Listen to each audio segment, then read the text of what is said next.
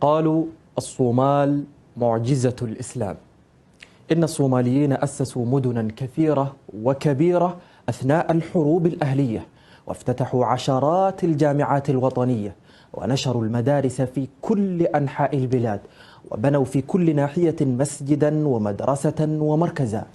لم تستطع أمة في هذا العالم أن تفعل مثل هذا وهي تعيش في أصعب لحظاتها التاريخية. ولم يكتف الصوماليون بتطوير بلدهم وحسب، بل استطاعوا السيطرة على الأسواق في إفريقيا. فأينما تذهب في إفريقيا تجد رجل أعمال صومالي. ولم يتوقفوا في إفريقيا، بل هاجروا إلى أوروبا وأمريكا، وهناك أسسوا مراكز إسلامية.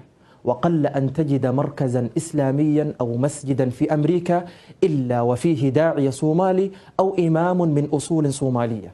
وإني لا أبالغ إن قلت بأن القومية الصومالية هي أكثر قومية مسلمة استطاعت في هذا القرن بنشر الإسلام في كل قارات العالم، وبناء وتعمير المساجد في كل أصقاع الأرض. تلك الأمة التي استطاعت أن تظهر جوهرها الحقيقي وهي في قمة انكسارها وهوانها، قادرة على فعل معجزات تاريخية إن استعادت مجدها وعادت كما كانت يوما.